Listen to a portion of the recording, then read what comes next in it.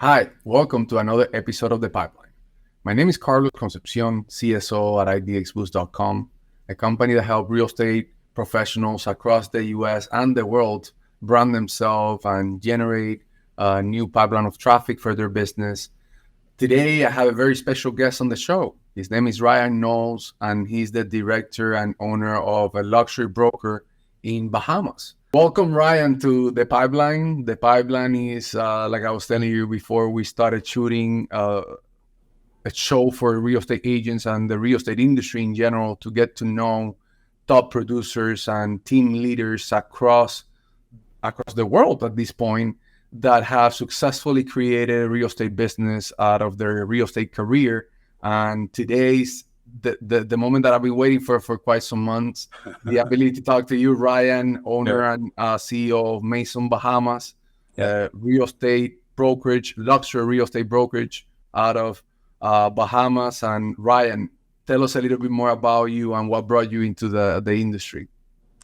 Yeah, well, first of all, I want to say thank you so much, Carlos, for having me on your podcast. It has been a long time coming. So thank you for being patient and waiting all these weeks. My journey in real estate has been a very interesting journey. So I started in real estate when I was 19 years old. I had just actually dropped out of college. So I went off to school and thought I was going to get a degree and maybe move to a big city like New York or Los Angeles and work for a big corporation.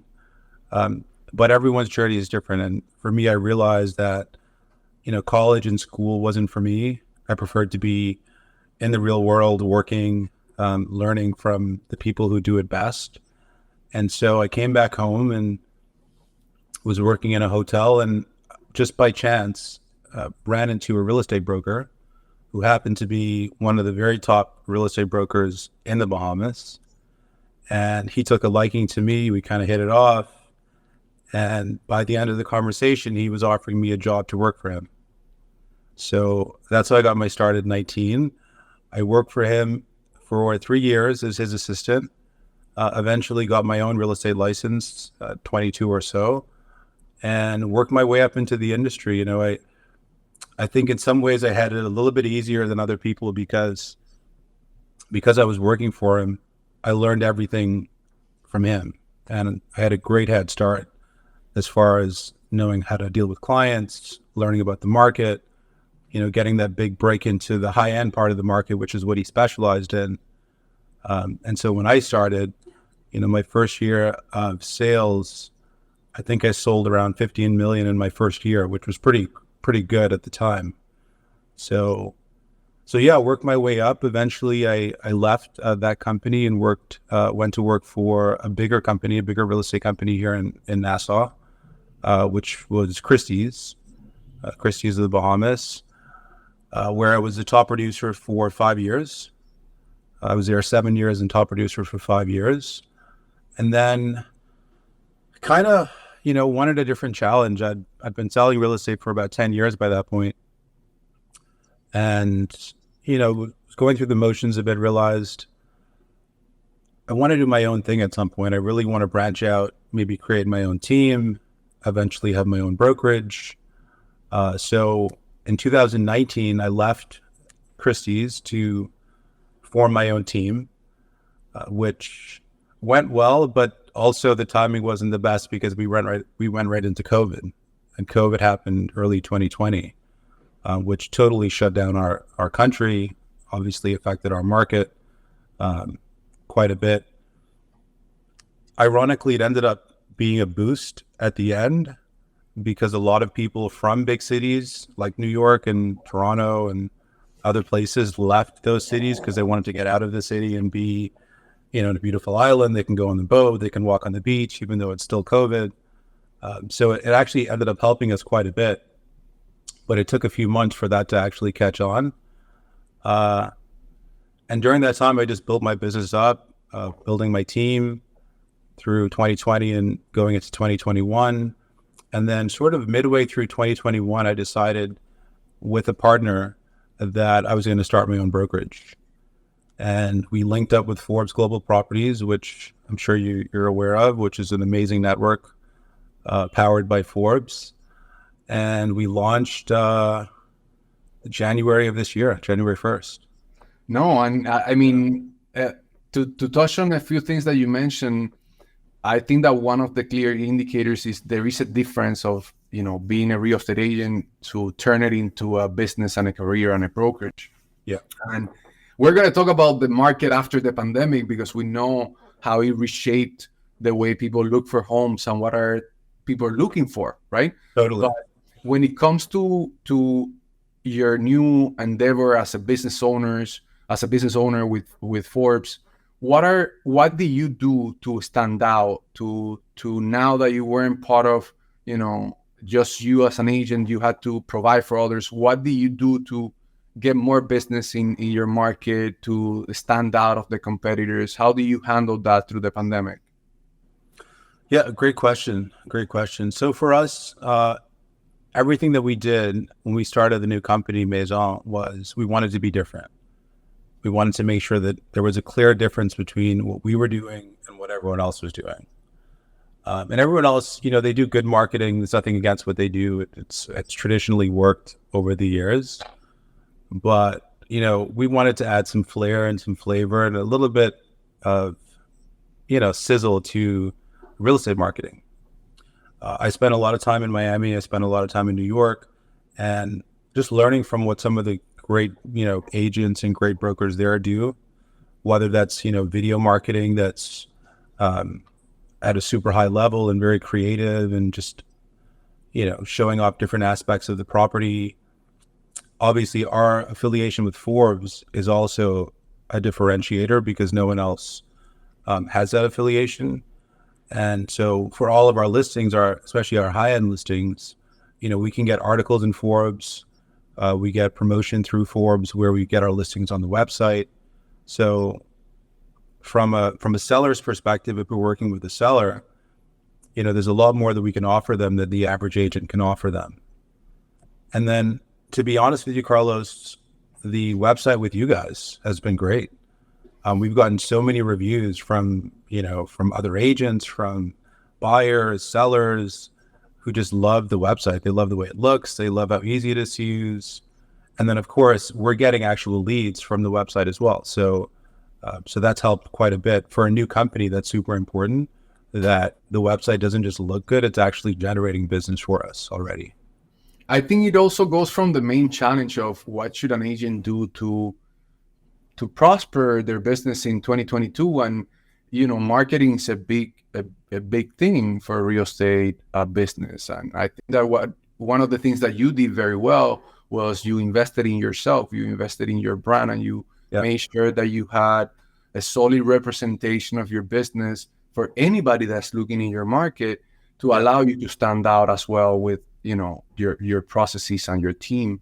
But yeah, we took. Go ahead. Sorry. I was just gonna throw in. We took a long time. You remember, I would come over to Miami and I would hit you up and I would say, "Hey, let's meet." But it took us months of conversations with you, and then once we signed up, months of development to build out the website. We really took our time. We didn't want to rush it at all. And the same thing went for all of our marketing, our logo, our branding, all of that. We really took our time with. We could have launched earlier or sooner, but we knew that we only had one chance to really make a strong impression and make sure we nailed the marketing. And I think for the most part we did, but I think so far we're on the right track. I agree with you. I think you're at the forefront of the race. If there is a race in the Bahamas, you're at the forefront, and your business is definitely shown that with the results. Now, Ryan, I want to ask you, and we were just talking about this a minute ago, but the entire world shifted after the pandemic and after the recent crisis. So we saw a lot of the market go into a different lifestyle of living, right? We saw a lot of people from the US, like you were saying, North America, even South America, that were looking for luxury lifestyle by the water in the islands, in different third countries. So what is your perspective from Bahamas of the traffic that you receive? How do you see the market behaving for you? What are the main challenges of your market, and how do you see moving forward? in the next few years? Yeah, so for us, we definitely saw the effects of COVID in our market. Initially, like I said, things shut down completely. There was basically no travel or very limited travel to the island. Only basically emergency travel was allowed for the first couple of months or so.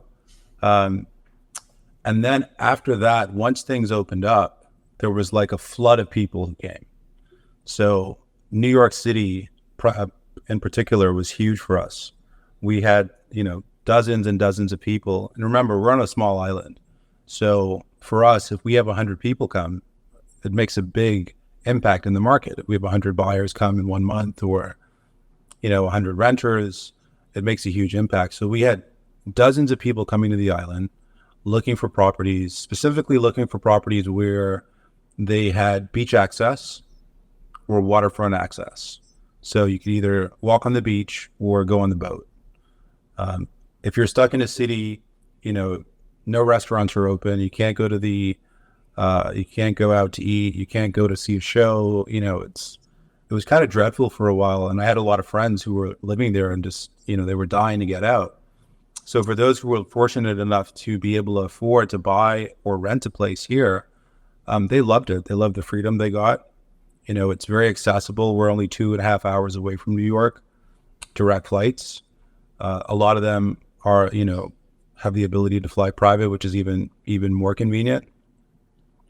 And relatively speaking, especially 2 years ago when this all happened, you could get a great place on the beach for $1 million, which, for someone coming from a city like New York or LA or even Miami, that's a great price. That's great value. Yeah. So I think from that perspective as well, it helped because, they're coming in, they're getting exactly what they want as far as having a place where they can spread out, they can enjoy time with their family.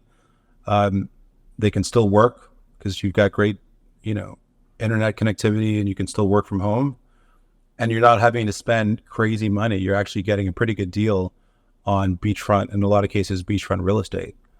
Now, since then, because there were so many people that came, the market and the pricing has gone up tremendously because most of the supply was purchased. So a lot of that supply that had been on the market for a while or that was coming onto the market was bought up in 2020, the ending of 2020, the end part of 2020, all of 2021. And then even into 2022, there was still a lot of demand. And so now our market is in a place where it's a seller's market still. Pricing is still very high. We're starting to see a little bit of the urgency, I would say, slow down a bit. So buyers are taking a little bit more time to make a purchasing decision. They're still wanting to come and there's a lot of exciting new projects that are coming on stream. A lot of great condominiums, some new developments, both in Nassau and in the other islands, and it's still a great time to buy. To me, we're only at the beginning of an amazing real estate cycle for the Bahamas. Knowing that, Ryan, I want to ask you about the current state of the luxury market in Bahamas, and how do you, as a business owner and as a real estate brokers there, foresee the near future for your market? So what can you tell us about that? Sure. So our luxury market had an incredible run the past 2 years. There was so much demand coming in from mostly North America, folks coming out of big cities looking for places to rent or buy in the Bahamas for a number of reasons. Our proximity was one of the biggest ones. We're the closest point south of the U.S. So, 30 minutes from Miami, 2 hours from New York, 3 hours from Toronto, and direct flight. The other great thing about the Bahamas, obviously, the weather. And who doesn't love the weather? Who doesn't love the Bahamas weather, right? We're 1-to-1 with the US dollar, so you can use the US dollar interchangeably, which is very good for currency. And our market, the high end of the market is still, relatively speaking, a bargain for people coming from places like New York or Miami, where, you might be paying $2,000 a foot, $3,000 a foot. In New York could be as much as 5,000 or 6,000 a foot for the top end of the market. Here, you're only paying about 1,000 a foot. So for a luxury condo. So there's great value for money, great accessibility, proximity, and you still have all the services and all the amenities and great restaurants. But you're in the Bahamas with great weather and amazing beaches and all the things that come with being on an island.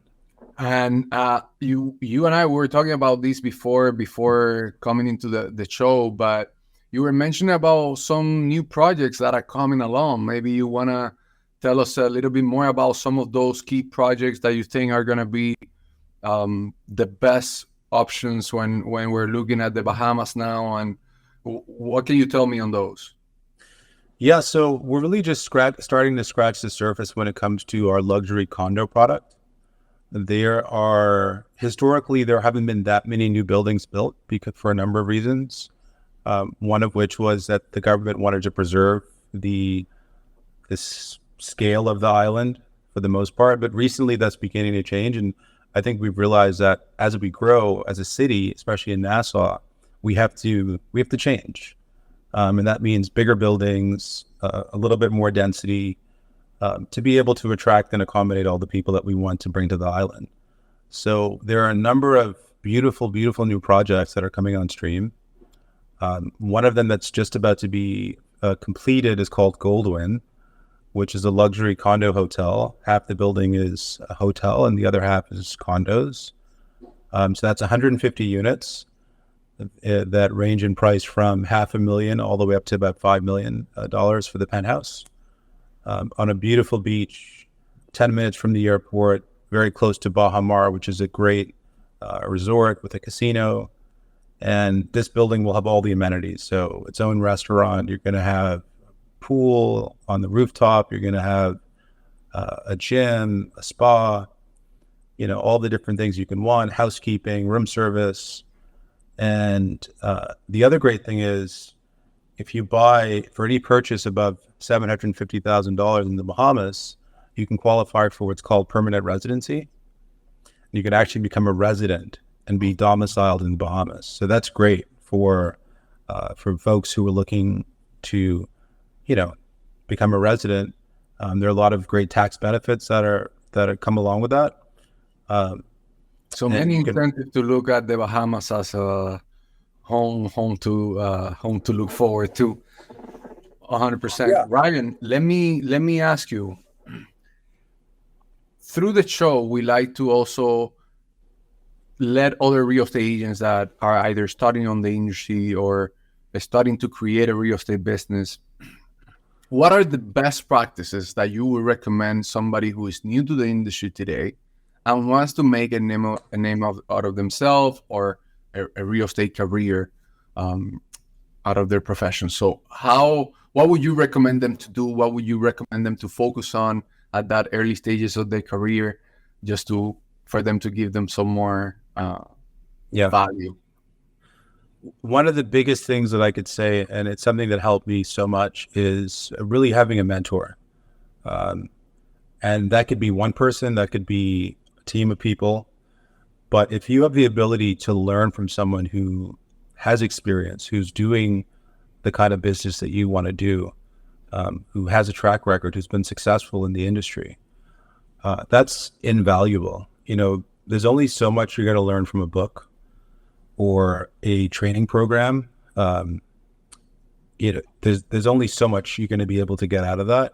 But if you can shadow and really just soak up all of the knowledge and experience that a top agent has, that's going to propel you so far, because these agents have gone through almost everything you can go through as a real estate agent. So they know, what to avoid, what kind of clients you should look for, how to structure your day, how to market yourself. They know what's important, integrity, honesty, being punctual, all these different things that becomes second nature after a while. But for someone who's new, they just don't know. They don't know how important certain things are. So, Ryan, I love that message. I love that yeah, message. And I thank you so much for that. of course. Being that said, for any agent that may want to know more from you or where to find you, where they Sure. find you? How can they reach out? Give I'm them super easy to connect with. So you can find me on Instagram. Everyone's on Instagram these days. So it's at Ryan Knowles Best. So it's my first name, last name, and then the word best. You can find me on Facebook. You can find me on my website, maisonbahamas.com. You can call me on my cell phone. I can give you my right cell now. phone We'll number. include all of those phone, not the phone number maybe, but the Okay. website and the Instagram Yeah. in the show, so they can Okay. There you go. reach out to you. Yeah. But again, Ryan, it's a pleasure for me to share this space with you. Definitely. I believe you are a very young, talented, dedicated business owner, very targeted Thank to your you. industry, very Thank you. knowledgeable about what you do. So it's always a pleasure for me. I really hope that moving forward we can enjoy a second podcast in a I'd few love months to. now, just so we can see where you stand and where your market goes from today. So Yes. again, thank you so much for being part of the show, and thank you for being here. It's been my pleasure, Carlos. Thank you so much for having me, and I can't wait to see what we can accomplish together. And yeah, I look forward to seeing you the next time I'm in Miami. Looking forward to it.